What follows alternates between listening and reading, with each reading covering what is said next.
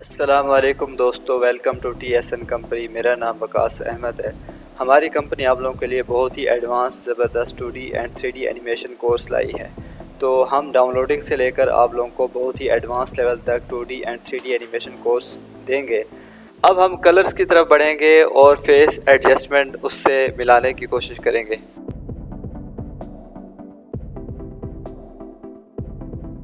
दोस्तों याद रखिएगा, कलर्स की कुछ टिप्स एंड ट्रिक्स हैं। हम स्टेप बाय स्टेप आगे बढ़ेंगे। हम फेस से सिलेक्ट करते हैं कलर्स।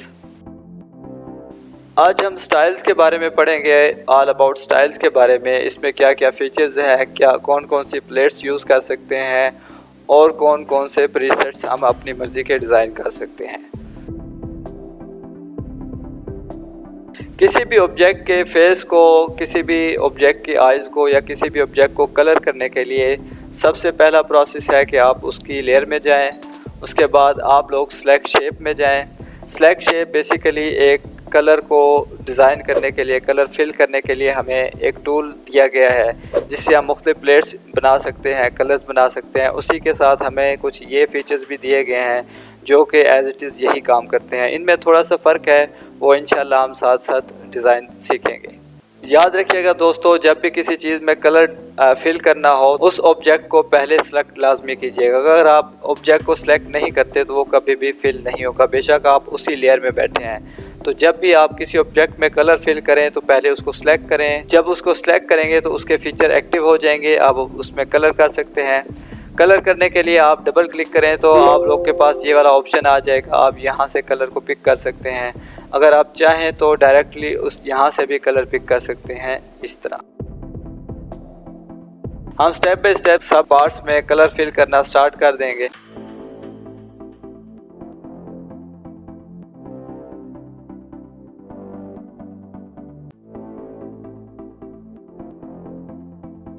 याद रखिए दोस्तों, आप चाहें तो सेलेक्ट ऑल पे क्लिक करके उस ऑब्जेक्ट में कलर फिल कर सकते हैं।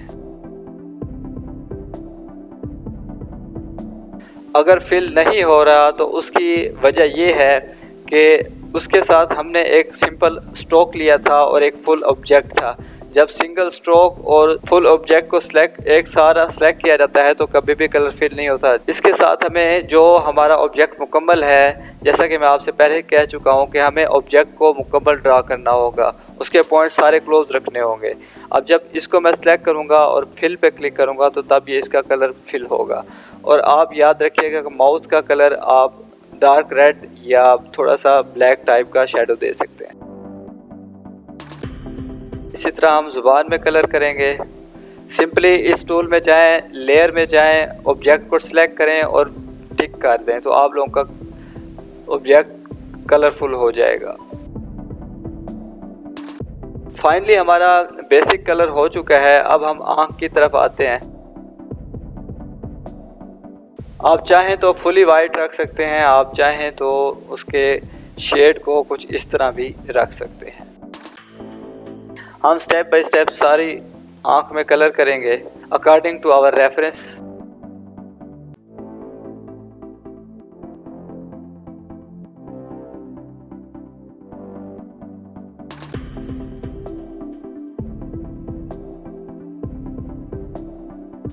फाइनली हमारी आँख बन चुकी है। हम इसको थोड़ा सा एडजस्टमेंट देख कर लेते हैं। फाइनली हमारी आँख बन चुकी है, हम इसको थोड़ा बेहतर कर लेते हैं रेफरेंस के मुताबिक।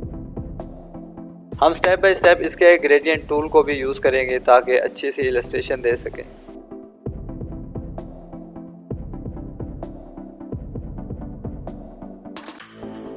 नेक्स्ट प्रोसेस हमारा रह चुका है आईब्रो के बारे में और इसके माउथ को बेहतर बनाने में। आइए पहले हम आईब्रो को सेट कर लेते हैं, उसके बाद हम और डिटेल्स देंगे मास्किंग में और ये आई लैशेस बनाने में। आप चाहें तो पेन टूल के फीचर को यूज़ कर सकते हैं। आज मैं पेन टूल को थोड़ा सा और वाज़े तौर पर बता देता हूँ। फ्री हैंड पेन टूल जिसका शॉर्टकट F है। बेसिकली पेन टूल्स उसी तरह काम करता है जिस तरह हमारा ऐड पॉइंट काम करता है, लेकिन ये एक फ्री हैंड है। जिस तरह हम माउस के बटन को होल्ड करके ड्रैग करेंगे तो ये हमारे साथ इसी तरह ड्रा करता जाएगा। Free hand pen tool frame by frame animation में बहुत ही ज़बरदस्त टूल है। हम यहाँ से, अगर आप लोग टैबलेट यूज़ कर रहे हैं या आप कोई टच स्क्रीन वाला पेन यूज़ कर रहे हैं, तो आप यहाँ से उसके प्रेशर को कंट्रोल कर सकते हैं, उसकी हार्ट बीट को कंट्रोल कर सकते हैं। उसके बाद आ जाते हैं टैपर। बेसिकली टैपर पेन के नुकीलेपन को शो करता है। मिसाल के तौर पर टैपर स्टार्ट में मैंने 5% रखा है, और जब मैं इसको ड्रा करूँगा तो जो इसका स्टार्ट लेवल होगा तो वो उसकी टैपर को इस तरह कुछ शो करेगा। अगर मैं यहाँ पर जाकर एंड को भी बढ़ा देता हूँ तो जब मैं कोई चीज़ ड्रा करूँगा तो स्टार्ट और एंड पॉइंट ये इस तरह कुछ बन जाएंगे। अगर हम पॉइंट रिडक्शन को कम रखते हैं तो हमारे पॉइंट्स ज़्यादा लगेंगे एज़ कम्पेयर टू दिस। अगर हम इनके पॉइंट्स को कंपेयर करें तो देखें पॉइंट रिडक्शन से उसके पॉइंट बहुत ज़्यादा लगे हैं, जबकि पॉइंट को 100% रखने से हमारे पॉइंट्स बहुत कम लगे हैं। तो जब हम पॉइंट रिडक्शन को 100% रखेंगे तो हमारे पॉइंट्स कम लगेंगे, और जब पॉइंट रिडक्शन को कम रखेंगे तो हमारे पॉइंट्स ज़्यादा लगेंगे। बेसिकली ये इन्वर्सली प्रोपोर्शनल है वैल्यू के। तो हम इसको 100% पर ले जाते हैं। स्मूथिंग अगर हम कम कर देंगे और जब कोई चीज़ ड्रा करेंगे तो वो थोड़ी सी टेढ़ी मेढ़ी लगेगी, लेकिन अगर हम इसकी स्मूथिंग बढ़ा देते हैं तो उससे हमारी लाइन बिल्कुल अच्छे तरीके से ड्रा हो पाएगी। अब इसको भी देख लें और इसको भी देख लें, इतना फ़र्क नहीं है लेकिन बेहतर ड्रा होगी, आपको डिज़ाइनिंग में आसानी रहेगी। इसी तरह जब हम फ्री हैंड को वेल्ड एंड्स में यूज़ करते हैं तो जब मैं कोई भी चीज़ ड्रा करूँगा तो आखिर में वो वेल्ड हो जाएगा इस तरह से, और ये एक बेहतरीन शेप की शक्ल इख्तियार कर लेगा। अगर मैं वेल्ड एंड्स के साथ ऑटो फिल भी ऑन कर लेता हूँ तो जब हम ड्रा हाफ भी करेंगे तो हमारे साथ वो ऑब्जेक्ट ड्रा हो जाएगा। तो इसके काफ़ी सारे बहुत अच्छे फीचर्स हैं, आप अपनी मर्ज़ी की कोई भी चीज़ ड्रा कर सकते हैं। मल्टी स्ट्रोक, आइए इसको चेक करते हैं। मल्टी स्ट्रोक फिल में और मल्टी स्ट्रोक मिल में इतना कोई ख़ास फ़र्क नहीं है।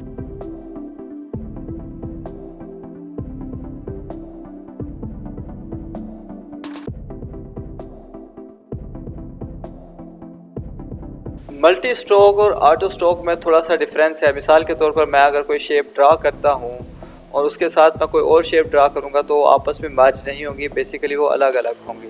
लेकिन जब मैं मल्टी स्ट्रोक को एक्टिव कर देता हूँ तो एक्टिव करते ही मैं इसके साथ और शेप को भी ड्रा कर सकता हूँ। मिसाल के तौर पर आप देखें, मैं ये शेप ड्रा करता हूँ, इसी के साथ मैं और शेप ड्रा करूँगा तो ये इसके साथ साथ ड्रा करता जाएगा मल्टी स्ट्रोक में।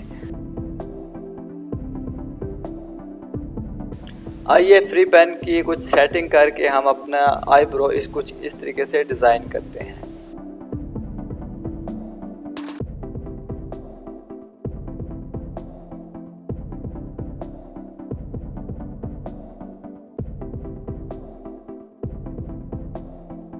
आप चाहें तो फ्री हैंड पेन भी यूज़ कर सकते हैं और इसकी विड्थ को कम या ज़्यादा करके उस चीज़ को बेहतर बना सकते हैं।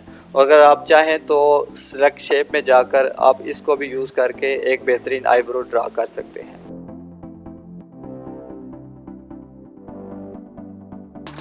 विड्थ टूल में जाकर मैं इसकी विड्थ को थोड़ा बढ़ा दूंगा ताकि मैं अपने आईब्रो को अपने तरीके से सेट कर पाऊँ।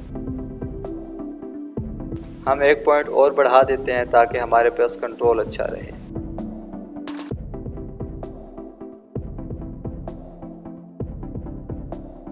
हम इसका कलर पिक कर लेते हैं। नेक्स्ट हमारे पास मेथड है ड्रा शेप से आईब्रो डिज़ाइन करने का।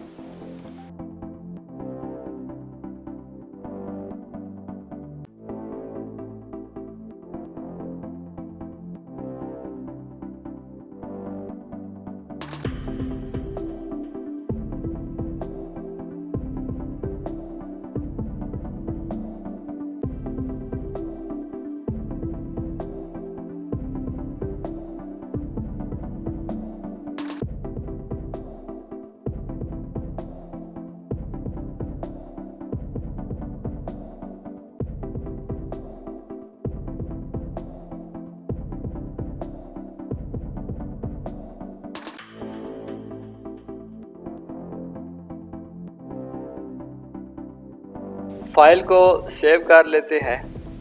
फाइनली हमारे पास एक फेस का बेसिक स्ट्रक्चर बन चुका है। आइए अब इसको मैच करने की कोशिश करते हैं और इसके हेयर को ड्रा करते हैं। हेयर ड्रा करने से पहले मैं आप लोगों को कुछ चीज़ें और डिटेल से बता देता हूँ। इसकी माउथ की सेटिंग, इसकी चीज़ों को डुप्लिकेट करके दूसरी जगह पर एडजस्ट करना और बिल्कुल फाइनलाइज करना before designing the hair.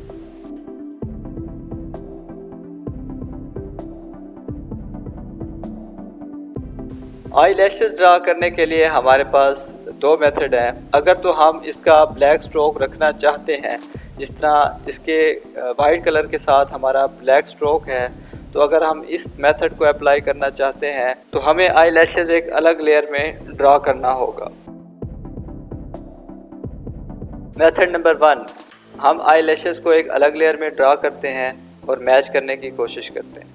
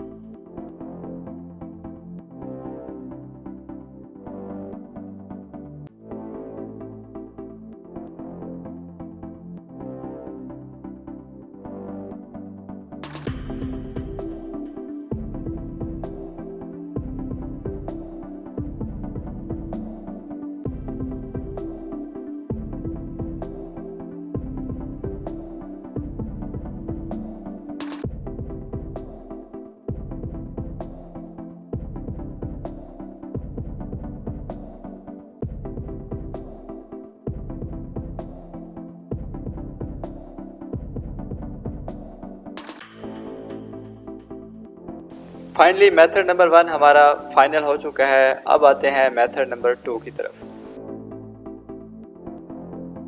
Method number 2 में हम मेन आई में जाकर ड्रा करेंगे आई लैशेस। जिस तरह फ्री हैंड मैंने पेन सिखाया था, इस तरह से हम कुछ इस तरह से ड्रा करेंगे। ड्रा करने से पहले मैं इसकी विड्थ को बढ़ा देता हूँ और टैपर को ऑन कर लेता हूँ।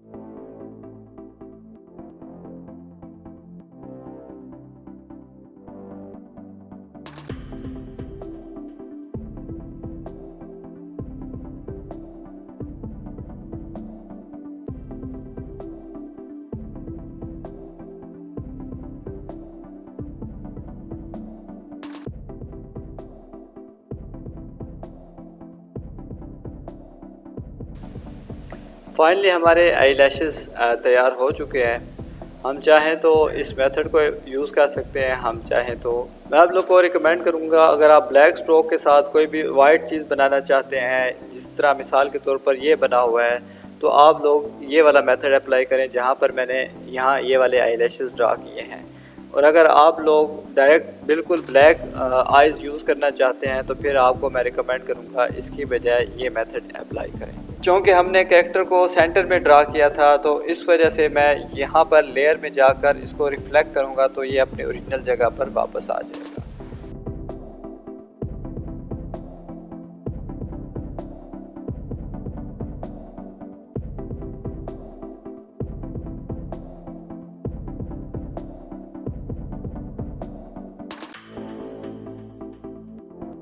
जब भी किसी ऑब्जेक्ट को सिलेक्ट करना हो तो जब कंट्रोल होल्ड करके उसको सिलेक्ट करते हैं तो जब भी वो किसी ऑब्जेक्ट के साथ मर्ज होता है तो उससे रिलेटेड सारे पॉइंट सेलेक्ट हो जाते हैं। Shift control multiple object select होते हैं।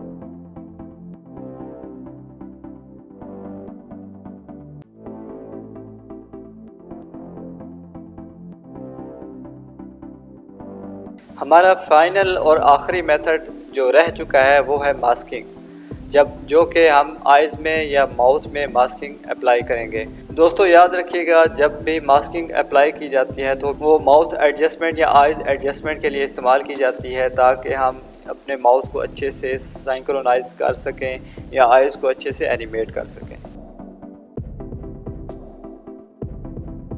आइए मास्किंग के बारे में थोड़ा वजाहत से देख लेते हैं। मैं एक न्यू फाइल ले लेता हूँ। न्यू फाइल लेने के बाद मैं एक ऑब्जेक्ट को ड्रा कर लेता हूँ। ऑब्जेक्ट को ड्रा करने के बाद मैं एक और न्यू लेयर ले लेता हूँ। न्यू लेयर लेने के बाद मैं एक और ऑब्जेक्ट को ड्रा कर लेता हूँ। जब भी किसी भी चीज़ को मास्क करना हो तो उन ऑब्जेक्ट्स को, उन लेयर्स को ग्रुप में कन्वर्ट करना पड़ता है। ग्रुप में कन्वर्ट करने के बाद आप लोगों ने उसका नाम कोई भी रख लेना है और इस ग्रुप में कन्वर्ट करने के बाद आपने डबल क्लिक करना है और मास्क पे क्लिक कर देना है। मास्किंग पे जाकर हाइड ऑल पे क्लिक करना है और ओके कर देना है। अब चूँकि मास्किंग तो हम कर चुके हैं लेकिन हमारा ऑब्जेक्ट अंदर वाला गायब हो चुका है, जबकि मास्किंग में ऑब्जेक्ट गायब नहीं होना चाहिए। तो उसका रीज़न ये है कि जब आप किसी भी अपने मेन ऑब्जेक्ट में कलर नहीं करते तो हमारा अंदरूनी ऑब्जेक्ट हाइड हो जाता है। बेसिकली जो मास्किंग अप्लाई होती है वो कलर की बेस पे होती है। अब देखें, कलर फिल करने से मेरा अंदर वाला ऑब्जेक्ट शो हो चुका है, तो मैं इस ऑब्जेक्ट में भी कलर फिल कर देता हूँ। फाइनली हमारा कलर फिल हो चुका है। तो मास्किंग का फ़ायदा ये है कि जब हम किसी भी ऑब्जेक्ट को मास्क कर लेते हैं तो उसको हम इस तरह एक लिमिट के अंदर हम उसको एनिमेट कर सकते हैं। मास्किंग बेसिकली अगर आप लोगों ने इलस्ट्रेटर, फोटोशॉप या कोई और सॉफ्टवेयर यूज़ किया होगा तो बेहतर जानते होंगे। जो नहीं जानते, बिल्कुल बिगिनर्स हैं, तो उनको मैं यही कंसेप्ट दूंगा कि मास्किंग बेसिकली हमें एक लिमिट देता है ताकि हम अपने ऑब्जेक्ट को उस लिमिट के अंदर ही एनिमेट कर सकें। जब उस लिमिट से ऑब्जेक्ट बाहर जाता है तो वो हाइड हो जाता है। अब अगर एक चीज़ को देखा जाए, अगर मिसाल के तौर पर मैं अपने ऑब्जेक्ट का कलर रेड कर देता हूँ तो हमारा जो ऑब्जेक्ट है वो मास्किंग से ओवरलैप हो रहा है, यानी हमारा ऑब्जेक्ट मास्किंग से बाहर जा रहा है। जबकि होना ऐसा चाहिए कि ये वाला स्ट्रोक इस मास्किंग के ऊपर आना चाहिए। तो इस चीज़ को बेहतर करने के लिए आप लोगों ने हम मेन लेयर में जाना है, जहाँ पे प्लस का साइन है, ये हमारी मेन मास्क लेयर है। यहाँ पे क्लिक करें। क्लिक करने के बाद आप मास्किंग पे क्लिक करें और एक्सक्लूड स्ट्रोक कर दें। इससे हमारा ऑब्जेक्ट जो है वो बिल्कुल क्लियर हो जाएगा और हमारा जो मास्किंग मेन ऑब्जेक्ट है उसके स्ट्रोक बिल्कुल वाज़ेह हो जाएंगे। तो यही मेथड अप्लाई करेंगे हम अपने इस कैरेक्टर पे।